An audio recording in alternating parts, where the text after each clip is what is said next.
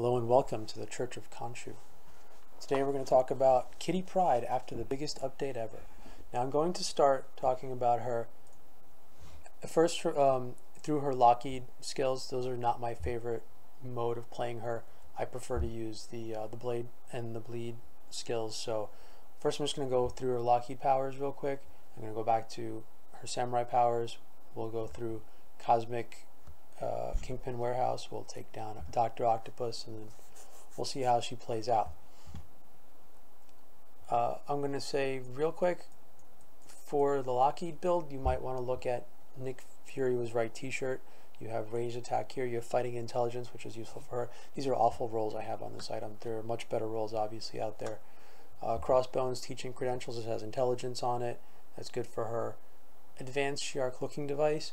Not entirely sure, but there's ways to play her with stealth, and I think that enemies lose tracking of her when she's using her signature, so you might get some benefit out of the enemies not targeting you bonus.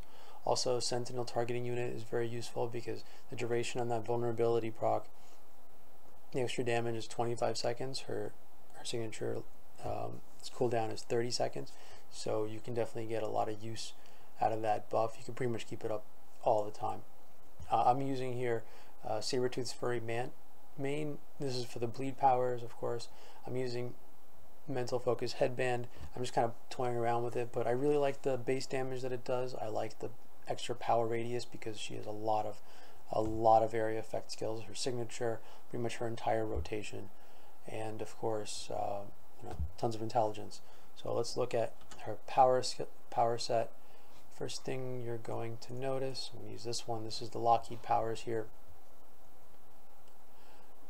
This Lockheed page, I guess for lack of a better word here, once you switch to solo training, turns into all of these samurai sword powers. So I'm going to showcase this first. I'm using Phased Insight. Watcher Step is a very useful skill. It applies vulnerability. The other choice here is Heartbreaker, always dealing brutal strikes. Heartbreaker has a very low base damage, even compared to Watch Your Step. It doesn't have a big area effect. So this is a much more useful skill. This is something you're going to be using much more often. I don't even really see a place for Heartbreaker on my skill bar at the bottom if I do actually intend on using Lockheed powers.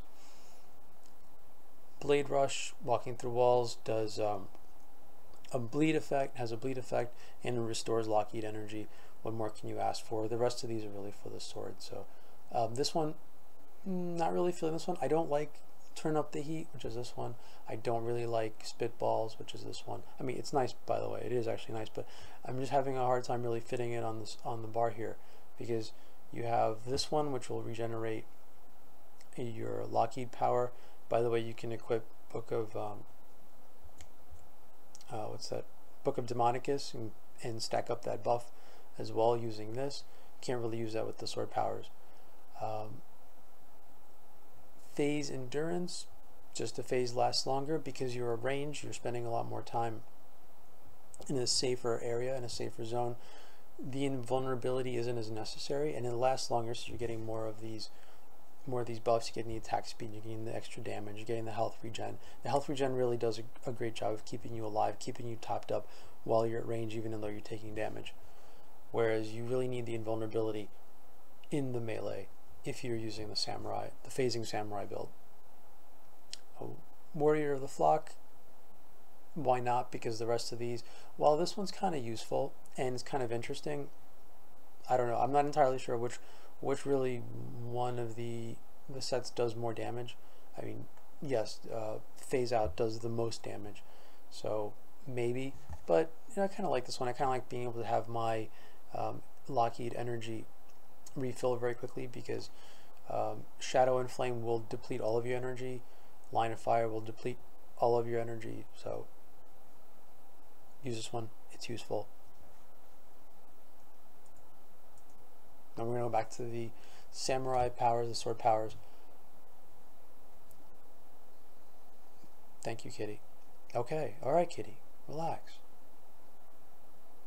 Precision Flames, I don't really care. I want to use my swords. I want to change all these over. Shadowcat's Pirouette is a really useful power. I would use this as a main spender. I'm using Discipline Strike right now because it does more damage to a single target. But if you want some help clearing, if you're finding yourself you're having problems clearing a room, clearing Cosmic Midtown Manhattan, some trash mobs or something like that, take Shadowcat's Pirouette. It's very useful. The only caveat is Discipline Strike. It's buffed here by a Sword Wielder. The 2% extra crit chance is absolutely perfect. The extra damage on Discipline Strike, the bleed damage is really, really nice. Without it, you don't get it. The other options here is Walking Through Walls will have a bleed, so that's very useful, but I don't find myself ever running out of energy on this build, so I don't really see myself needing the energy regen. Logan style.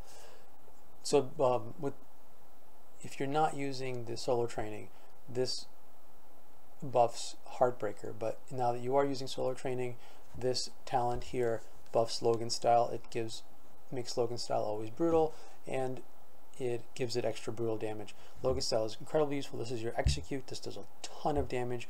It also has a very, very short cooldown. You will be using it all the time, whereas Heartbreaker does not. It does not have an execute. It's the same cooldown, but doesn't have as much to it. Continuous assault. Now that you're in melee range all the time, you want phase out to last an extra little bit longer. Also, phase out does a lot of damage. It does an incredible amount of damage. It's about 1.2 million, I think I'm getting out of the brutal. So you want this to hit that extra time. So you get in the 2.5 million extra damage. Yeah, I think that's pretty useful. And then this one, again, you want the regen. You want Lockheed energy to be regenerated because this is in your rotation. It gives you a damage buff. You want the damage buff, and then you don't want to have to sit there not having any energy. So it's very nice to have this. Again, the only other option is this one gives you. No, this doesn't do this doesn't have a dot, so absolutely not. Non-corporeal beatdown it's an interesting thing. It gives you a guaranteed crits on it, and it's the only power really you have that does damage that is tagged movement outside of your walking through walls. I don't know what else to say. I'm not really feeling this one. It has a high attack speed. You can kind of through the infinity system buff it, but it's really not all that great. So I'm picking this one. Let's give a run through Kingpin's warehouse. Let's give it a bash on Dr. Octopus. Hopefully we'll find a nice clean path all the way to him. Straight line. Please let this be a straight line. Oh, thank goodness.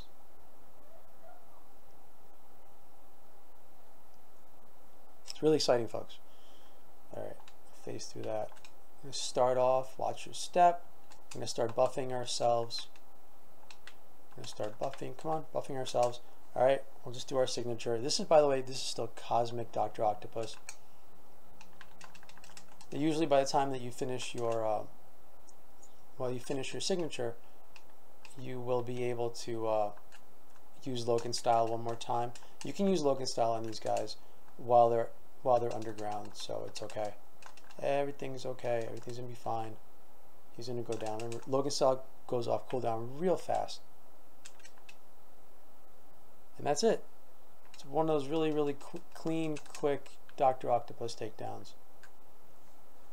Now we're gonna go on to Cosmic Midtown Manhattan. Hopefully we get a nice little team fight. All right, here we are in Midtown Manhattan. Already taking a little bit of damage because she is very, very fragile, but you know, it's not all that big a deal. She does play very, very safely. I would still recommend stacking a little bit of health on her. You never know when you're going to take a big hit. You don't want to go down right away. You can always disengage with her. She's very friendly like that. Her phase powers do move you a long way across the screen, and they have a very large area effect. So unlike most heroes, you're not limited with your dashes. You have a lot of ways to get around the screen, a lot of ways to cover ground, disrupt your opponents. Let's get Wizard over here. You're invulnerable during your during your phases, so you know, free to move around, free to do some damage, free to do a lot of damage. Where'd he go?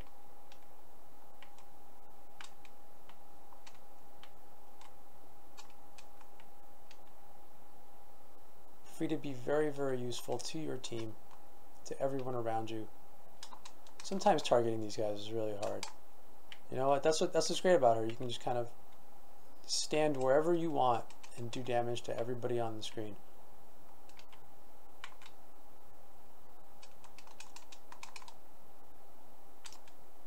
Lots and lots of damage here. Can't say it enough.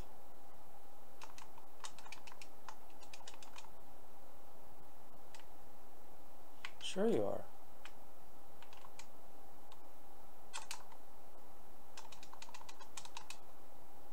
Alright, that's it, folks. There's not really much else to her. Where did that go? 1.4 million, that's a pretty good number on the Brutal.